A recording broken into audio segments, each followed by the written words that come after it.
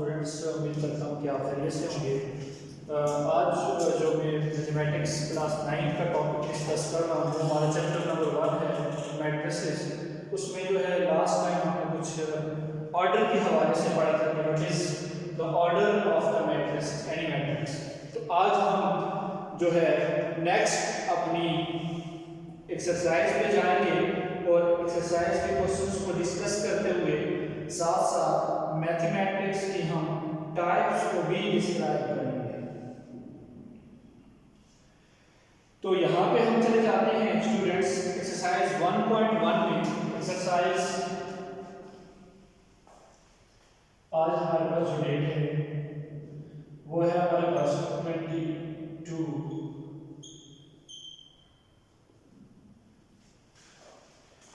और हमारे पास जो डे है वो है फ्राइडे।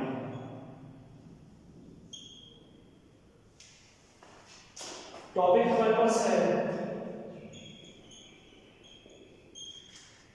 मैट्रिसेस चैप्टर और इसमें हम डिस्कस करेंगे एक्सरसाइज 1.1 के क्वेश्चंस। लास्ट वीडियो में मैंने आपको बताया था व्हाट इज द ऑर्डर के number of rows and columns in the matrix जो होता है वो हमारे पास ऑर्डर को डिफाइन करता है। आज हम कुछ मैट्रिसेस लेते हैं, उनकी एंट्रीज को जो है वो देखते हैं कि मैट्रिसेस की एंट्रीज क्या होती है।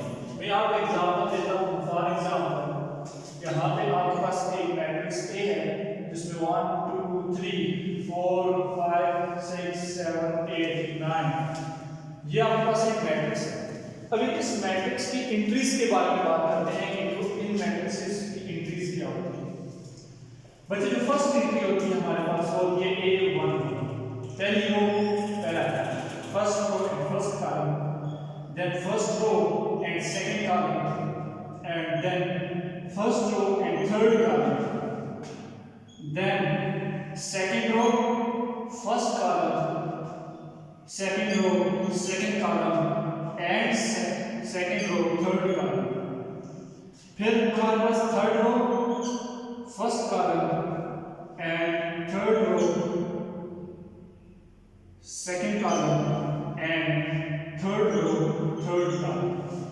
ये हमारे पास एक्चुअल जो हमारी जनरल एंट्रीज होती है किसी मैट्रिक्स की वो इस तरह लिखते हैं कि पहले रोज फिर column, first row first column, first row second column, first row third column, then so on.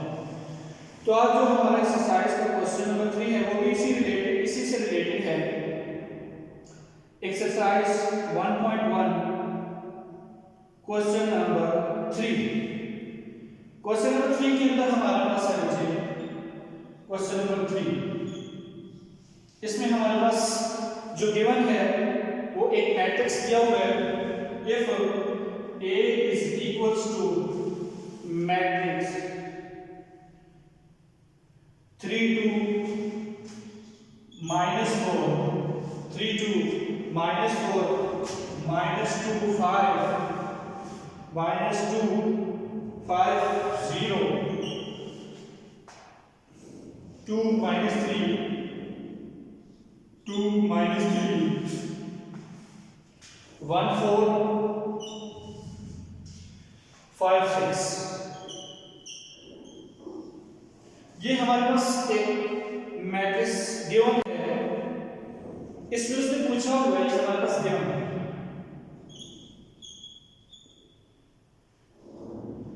Matrix A. हमारे पास गिवन क्या है मैट्रिक्स ए जो इक्वल है। उसके बाद हमने टू फाइंड क्या करना है। इसमें टू फाइंड हमने एंट्रीज फाइंड करनी है। इसके तो 3 पार्ट्स में करवा देता हूं। जैसे फर्स्ट पार्ट के अंदर कह रहे हैं कि A 1 2, इसी तरह सेकंड पार्ट के अंदर कह रहे हैं आपके पास A फाइंड करें 2 3, थर्ड पार्ट के अंदर आपको कह रहे हैं कि A 3 2 और फोर्थ पार्ट के अंदर आपको कह रहा है कि A 4 3 एंड फिफ्थ पार्ट के अंदर आपको कह रहा है A1 3।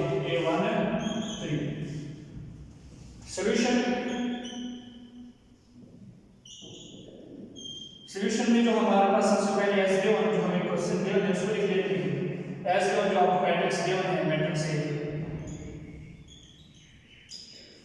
तो हम यहाँ पे देख लें कि हमारे पास सबसे पहला जो पार्ट है, फर्स्ट पार्ट, उसको लेके चलें अगर A12 first row and then second column, first row and second column. तो यहाँ पे देख लें कि इस मैट्रिक्स A के अंदर हमारे पास फर्स्ट रो और सेकंड कॉलम के अंदर जो एंट्री आ रही है वो हमारे पास A12 is equals to 2, कि हमारे पास जो फर्स्ट रो और सेकंड कॉलम, इस मैट्रिक्स A के अंदर जो पहली रो के अंदर जो दूसरा एलिमेंट है वो A1, देन क्या होगा हमारे पास A23 कैसे फाइंड करेंगे, A second row third column, second row third column, ये आपके पास सेकंड रो आ गई, कोई थर्ड कॉलम में आपके पास यहाँ पे एंट्री क्या आ गई 0। फिर आप चले जाए थर्ड पार्ट की तरफ, आपने यहाँ पे फाइंड करना है A32, तो A32 यानी third row and second column, यहाँ पे थर्ड रो और ये सेकंड कॉलम की जो एंट्री आ रही है वो हमारे पास क्या है, A32 is equals to 1। इसी तरह आप इसके बाकी पार्ट्स हैं वो कर लेंगे। देन हम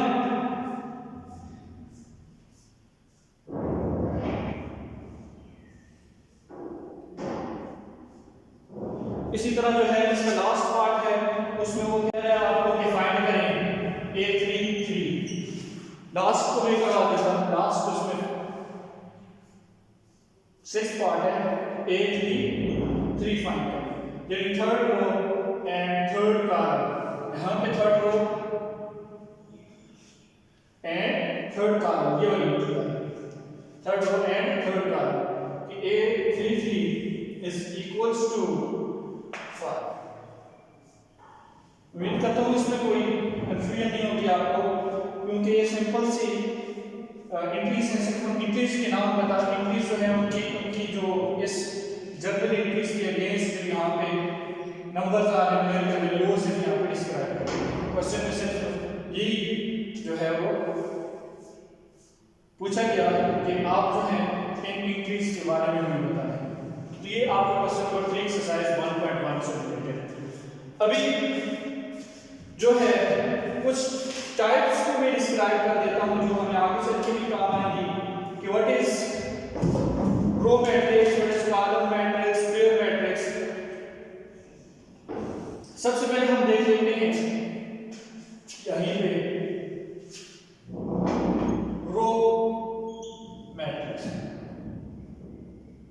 ऐसा मैट्रिक्स जिसमें सिर्फ और सिर्फ सिंगल रो हो उसे हम रो मैट्रिक्स कहते हैं। For example A is equals to 2 and 1, यहाँ पे हमारे पास एक रो है लेकिन कॉलम एक ही रो, हॉरिजॉन्टल जो लाइंस होती हैं ये रोज को शो करती हैं और जो वर्टिकल होती हैं आपके कॉलम्स को शो करती हैं। तो यहाँ पे हमारे पास जो है ये सिर्फ सिंगल रो है, इस वजह से हम इसको रो मैट्रिक्स।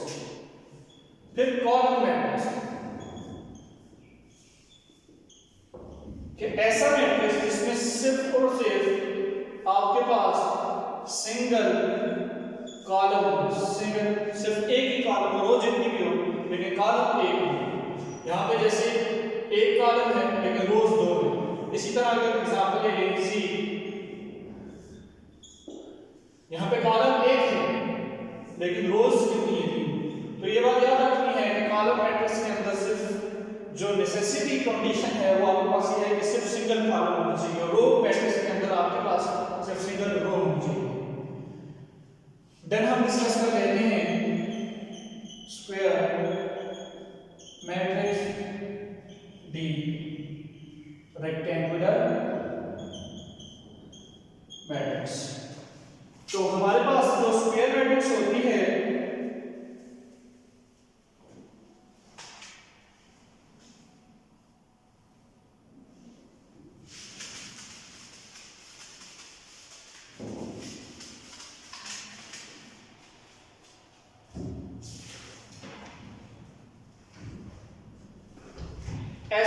ऐसा मैट्रिक्स, यहां पे एग्जांपल दे देता हूं स्क्वायर मैट्रिक्स की एग्जांपल, ये इस एग्जांपल को लेके चलते हैं।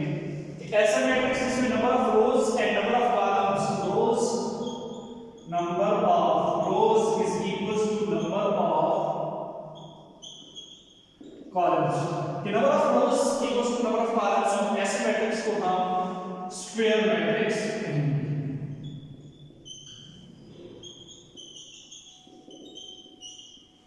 तो यहां पे देखते हैं हम यहां इस मैट्रिक्स को लिख सकते हैं कि रोज हैं 1 2 3, कॉलम्स को देख लेते हैं 1 2 3, यानी नंबर ऑफ रोज भी 3 हैं और नंबर ऑफ कॉलम्स भी इस मैट्रिक्स ए में हमारे पास 3 हैं।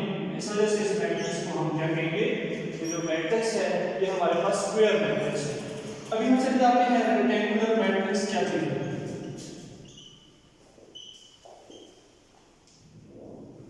ये जो रेक्टेंगुलर मैट्रिक्स है हमारे पास, वो उसमें सिर्फ इतनी चेंजिंग है कि जो आपके पास स्क्वायर मैट्रिक्स है वो आपके पास number of rows equals to number of columns होते हैं, लेकिन यहाँ पे इसका उलट है कि यहाँ पे नंबर ऑफ रोज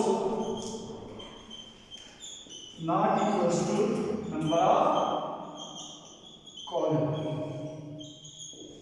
कि हमारे पास नंबर ऑफ रोज कॉलम्स के इक्वल नहीं होती। ऐसे मैट्रिक्स को हम रेक्टेंगुलर मैट्रिक्स कहते हैं कि जिनके अंदर आपके पास नंबर ऑफ रोज इक्वल ना हो नंबर ऑफ कॉलम्स के। एग्जांपल ले लेते हैं, फॉर एग्जांपल मैंने एक मैट्रिक्स लिया b 2 3 4 5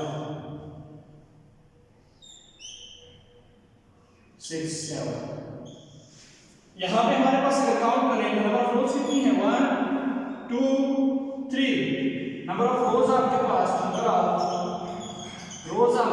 आगे 3, यहां पे काउंट करनी है। नंबर ऑफ कॉलम्स को कितने कॉलम है 1 देन 2, नंबर ऑफ कॉलम्स कितने हैं आपके पास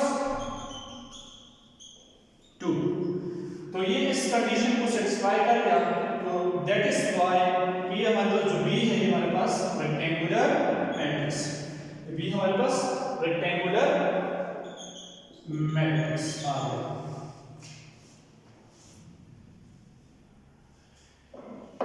उसके बाद हम देख लेते हैं बच्चे कि हमारे पास जीरो मैट्रिक्स या नल मैट्रिक्स किसे कहते हैं, जीरो मैट्रिक्स और नल मैट्रिक्स।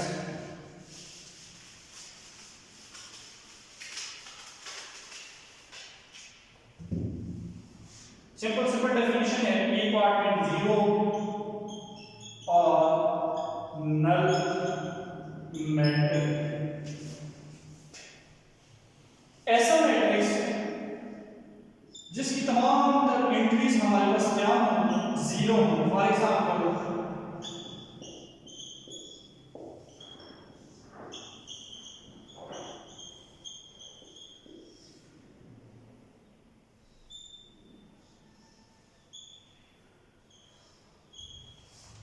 एक और मैट्रिक्स लिखता हूं जो आपसे भी पसंद करता हूं, आप हमें कमेंट में जरूर बताइएगा 0 0 0। एक और मैं यहां पे लिख लेता हूं डी मैट्रिक्स 0 0 0। अभी बच्चे आपके लिए क्वेश्चन है, सबसे पहले ये देख लें कि जीरो और नल मैट्रिक्स वो मैट्रिक्स होते हैं हमारे पास जिनकी सारी की सारी एंट्रीज हमारे पास जीरो हों। यहां पे देख लें जैसे ए बी सी डी, लेकिन एक क्वेश्चन यहां पे ये एराइज होता है मुझे कि आपके पास सी देखें, सी मैट्रिक्स और डी मैट्रिक्स, वो सी के अंदर 0 0 0 एंट्रीज तो सारी जीरो है, लेकिन यहां पे देखें आपको एक ही रो नजर आएगी और डी के अंदर भी सारी एंट्रीज जीरो है, लेकिन यहां पे भी आपको एक ही कॉलम नजर आएगा। तो आप मुझे ये बताएंगे, मैंने इसलिए रेज नहीं किया, सॉरी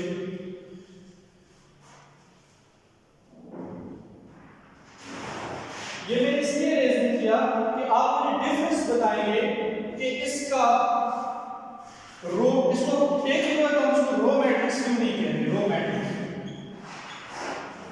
क्वेश्चन क्या है आपके पास कि why this matrix is called, why this matrix C is not a row matrix and B matrix is not column matrix।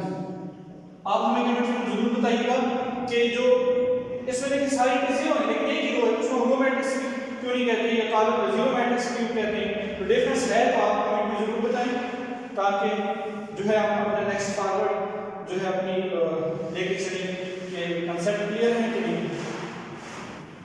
इसी तरह डी को लेके चलना है।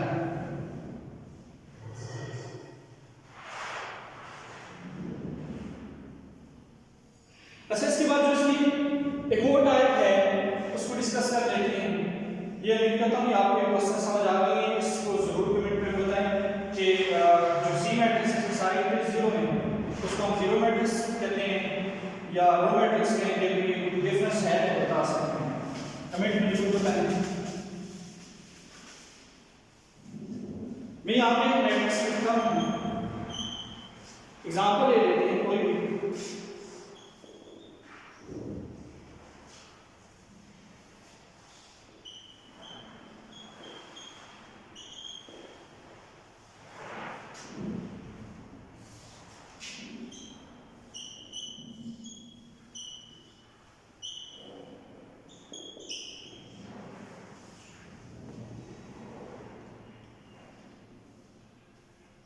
अच्छा, हमारे पास यहाँ पे जो मैं टाइप डिस्कस करने जा रहा हूँ इसलिए मैंने एग्जांपल दी कि हम खुद जो है इससे हम डायरेक्टली टाइप की तरफ चले जाएंगे। यहाँ पे देखेंगे ये जो इंक्रीज होती है हमारे पास डायगोनल इंक्रीज, ये इंक्रीज हमारे पास क्या है, ये हमारे पास डायगोनल इंक्रीज है, ठीक है। अच्छा, हम जिस डेफिनेशन की तरफ जा रहे हैं उसमें ये कि ऐसा स्क्वायर मैट्रिक्स, ऐसा स्क्वायर मैट्रिक्स जिसमें सारी की सारी एंट्री जीरो हो, जिसमें सारी की सारी एंट्री क्या हो, जीरो हो, एक्सेप्ट दीज डायगोनल्स। इन डायगोनल्स को छोड़कर बाकी एंट्री जीरो हो, ऐसे स्क्वायर मैट्रिक्स को हम क्या कहेंगे, डायगोनल मैट्रिक्स। कि ऐसा मैट्रिक्स बचे, ऐसा स्क्वायर मैट्रिक्स जिसमें सारे के सारे एलिमेंट्स जीरो हों except the diagonal elements is called as diagonal matrix. फिर हम जाते हैं अपने स्केलर मैट्रिक्स में कि हमारे पास स्केलर मैट्रिक्स का इसमें रेज नहीं करता कि किसका रिलेशन स्केलर मैट्रिक्स के साथ है। यहां पे मैं रेज करके लिखता हूं,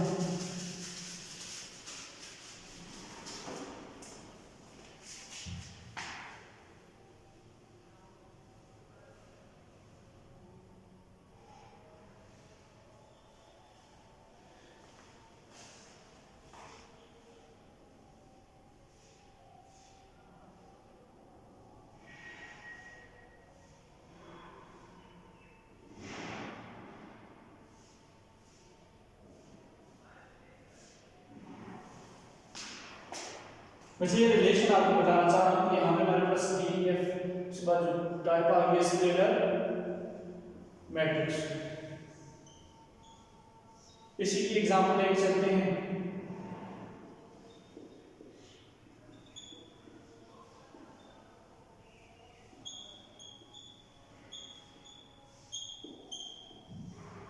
कि ऐसा डायगोनल मैट्रिक्स जिसमें आपके पास ये जो डायगोनल एलिमेंट्स हैं, जो मेन डायगोनल्स हैं, आपने उनको मेन डायगोनल्स कहते हैं।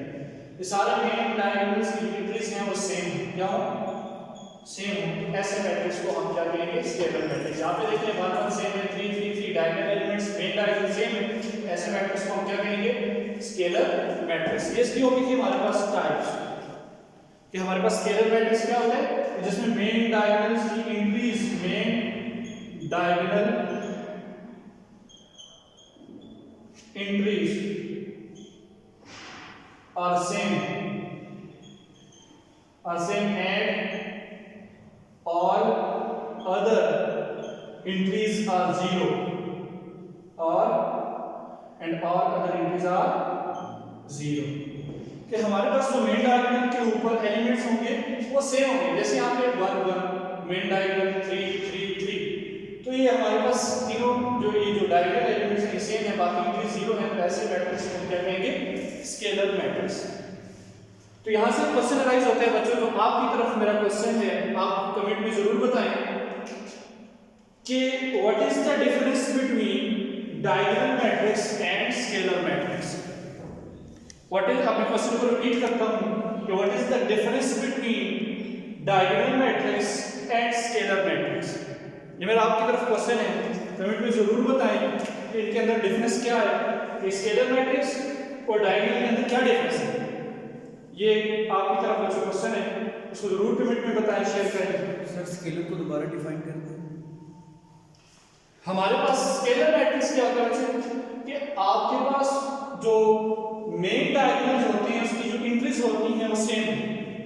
देखें यहाँ पे डायगोनल एलिमेंट्स, मेन डायगोनल कौन से हैं, 1 1 3 3 3, बाकी एंट्रीज 0 होनी चाहिए और मेन डायगोनल पे जो एलिमेंट्स होंगे वो क्या होंगे, सेम सिमिलर। तो मेरा एक क्वेश्चन है स्केलर और डायगोनल मैट्रिक्स का डिफरेंस क्या है, ये आप कमेंट में जरूर बताएं। What is the difference between diagonal matrix and scalar matrix. तो उम्मीद करता हूँ आज का लेक्चर आपको समझ आ गया होगा। इफ एनी कंफ्यूजन कमेंट्स के अंदर जरूर पूछें और अगर हमारे चैनल को सब्सक्राइब नहीं किया तो उसको जरूर सब्सक्राइब करें कि न्यू जो हमारे टॉपिक्स हैं वो आप तक आसानी से पहुंच सकें। ठीक, अस्सलाम वालेकुम।